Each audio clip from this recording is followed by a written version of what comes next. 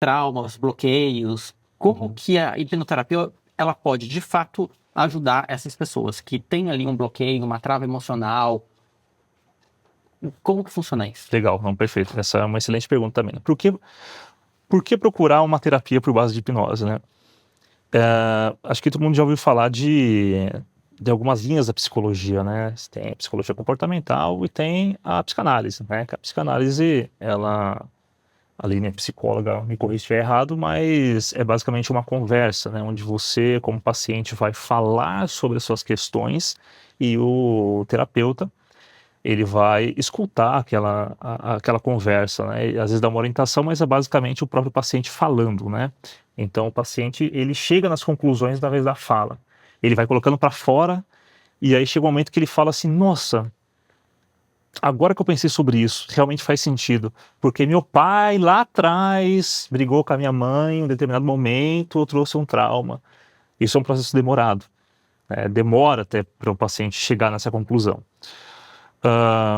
O que a hipnoterapia faz? Ela é um atalho para esse processo terapêutico da psicanálise, né? Te respondendo, o que a pessoa pode procurar em hipnoterapeuta?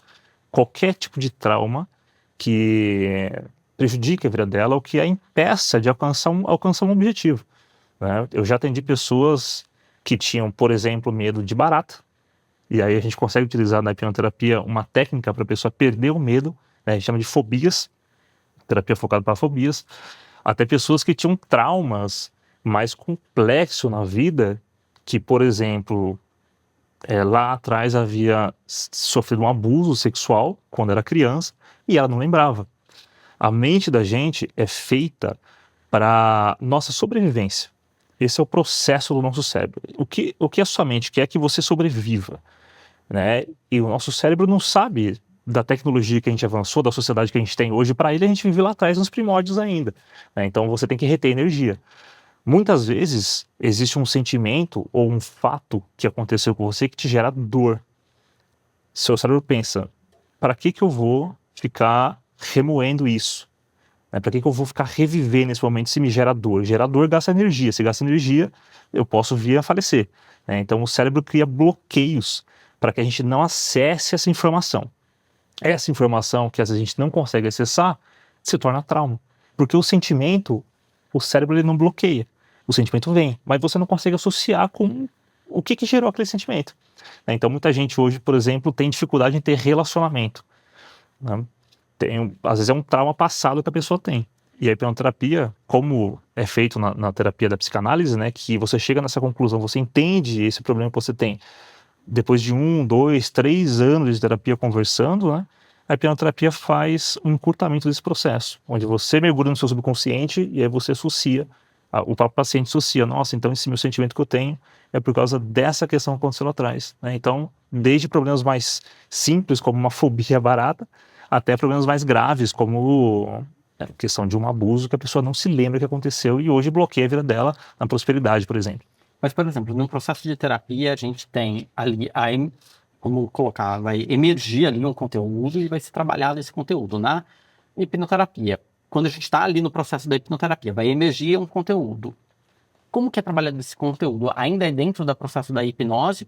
Ou emergiu aquilo, sai do processo da hipnose e você vai fazer o acolhimento daquilo e a elaboração daquele conteúdo? Como que funciona esse processo? Porque uma coisa Perfeito. é você descobrir, outra coisa é você lidar com aquilo que você descobriu. Essa pergunta é perfeita, né? É sempre importante a gente entender que a hipnoterapia é uma ferramenta, é um tratamento, né? Eu não excluo a ideia da pessoa ter acompanhamento com um psicólogo, com um terapeuta, que ela possa comentar sobre os eventos que ela teve na hipnoterapia. O ponto é que, às vezes, ela não lembra por que ela tem aquele trauma. Ela teve um bloqueio, né? Aquilo que eu falei do cérebro. O cérebro bloqueou aquele episódio que aconteceu na vida dela, ela não lembra, ela não consegue associar. Com a hipnose, ela vai associar. Aí vai falar assim, ela vai ter uma regressão, vai voltar naquele momento e vai falar: olha, estou sentindo isso por causa desse momento, e agora o que eu faço, né? Muitas vezes, esse o que eu faço, ela vai tratar com um psicólogo, então ela faz os dois consecutivamente, né? Concomitantemente. Mas o trabalho do hipnoterapeuta Aí é um pouco mais de atuação do próprio hipnoterapeuta. Existem técnicas que a gente utiliza na hipnoterapia para ajudar a pessoa a ressignificar esse trauma. Então isso faz parte do processo terapêutico da hipnose. Você descobrir o que aconteceu ali, e vai ter coisa que você descobre que você ajuda a pessoa a ressignificar naquele mesmo momento, no que ela está em transe. Né? Existem várias técnicas. Uma das técnicas que eu faço, eu posso dar um exemplo aqui de um atendimento que eu tive, né? Não vou falar, obviamente, o nome de cliente, mas eu recebi um tempo atrás uma paciente que ela não conseguia dirigir.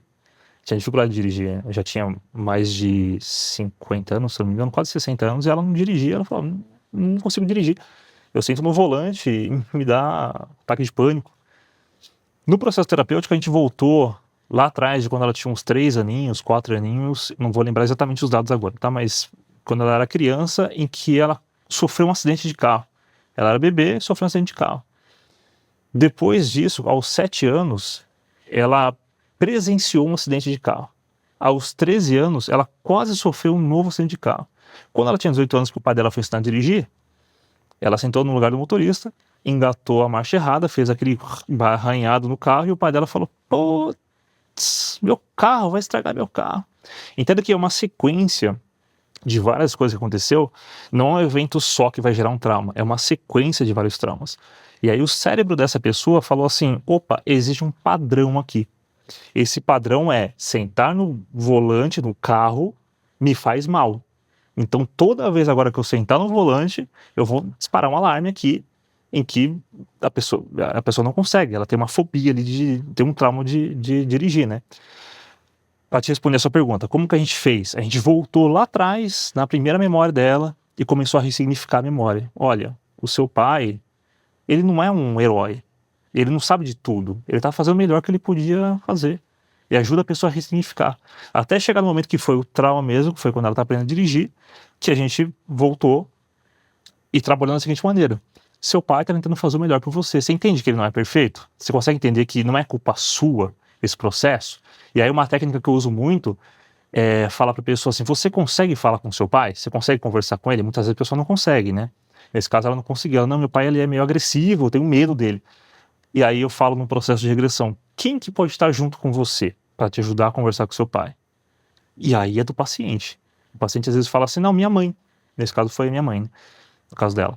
Minha mãe, eu acho que seria uma pessoa legal, tá? Agora eu quero que você imagine. Aí a gente usa uma técnica, né? Segura o braço, fala assim, ó, quando eu baixar o seu braço, eu quero que você imagine que sua mãe esteja com você na memória. Abaixa o braço. Aí você pergunta a pessoa, tá me imaginando? Sua mãe tá com você? Ela, sim, tá comigo aqui no carro.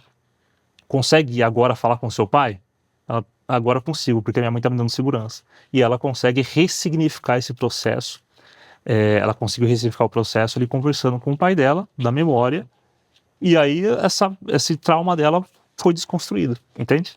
Eu entendi, mas eu agora fico com uma dúvida, porque às vezes eu tenho trauma de uma pessoa que já não tá mais aqui. E aí? Porque assim, uma coisa é você entrar em contato com a pessoa ali para poder conversar, enfim. Sim. Mas quando essa pessoa não tá mais aqui, como ressignificar isso? Nesse caso da hipnoterapia. Perfeito. No caso do pai dela, ele também já não estava mais aqui, ele já tinha falecido. É um bom exemplo, inclusive, né? Mas saindo um pouco fora desse exemplo aí, uma coisa que a gente tem que entender é que existe um espaço-tempo onde as coisas acontecem na nossa cabeça, né? O pai dela estava aqui em algum momento. Ela consegue mergulhar no subconsciente dela e visitar o momento que o pai dela estava aqui. Ou seja, independe se a pessoa não está aqui ou se ela não está mais aqui. Ela consegue reviver aquele momento e ressignificar aquele momento. Não é sobre o pai dela, é sobre ela. Esse é um ponto importante, né? Muitas coisas que as pessoas guardam na cabeça, né, relacionadas a traumas, não tem nada a ver com quem causou o trauma. Inclusive, quando a gente fala de perdão, o perdão é muito mais para a pessoa, né, auto-perdão, para perdoar, para ela ficar em paz do que para a pessoa que agrediu ela muitas vezes, né? Então, independe se a pessoa está aqui ou se ela não está aqui. Por isso que a hipnoterapia é um processo complementar ao processo terapêutico do psicólogo mesmo, né?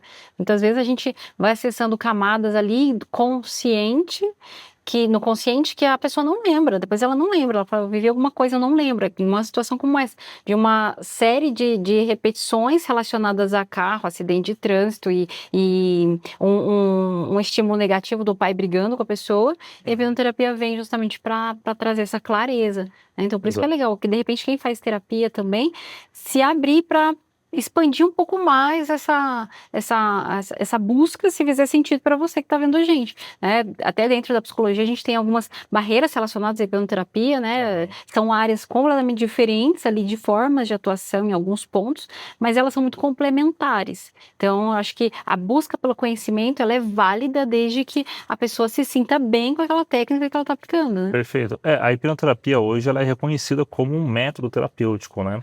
E ela tem um vínculo muito forte com a neurociência. Quando a gente fala de hipnoterapia, a gente basicamente está falando de neurociência, né?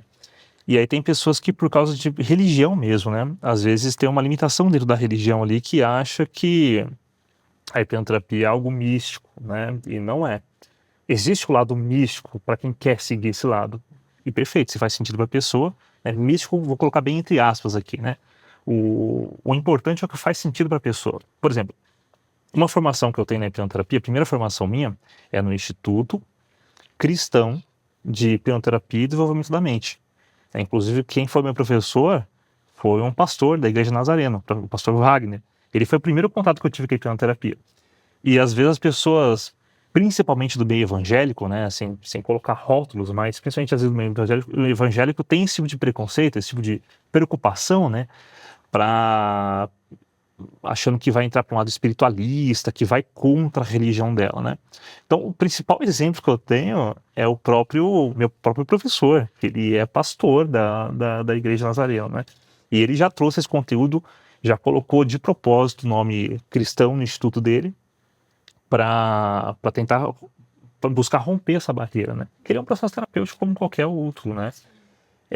Eu, particularmente, gosto muito de pautar o meu trabalho na neurociência, né? O que eu mais gosto de fazer é focar na neurociência, né? Porque quando a gente fala de ciência, né? A ciência hoje ela consegue explicar pouquíssimo do que a gente tem de dúvidas, né? Com relação a tudo, né? Ela explica pouco ali.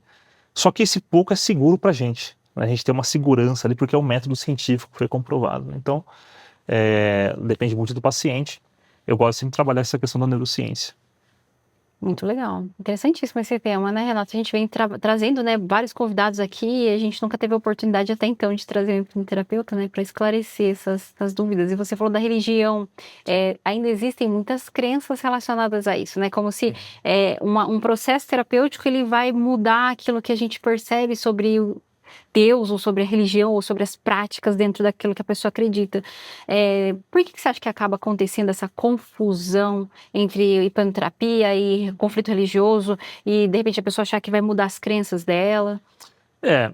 Esse é acho que entra um tema um pouquinho polêmico aí falar sobre isso, né? Mas existe uma certa... o ser humano ele tem dificuldade de olhar aquilo que ele não conhece, aquilo que é desconhecido, e entender.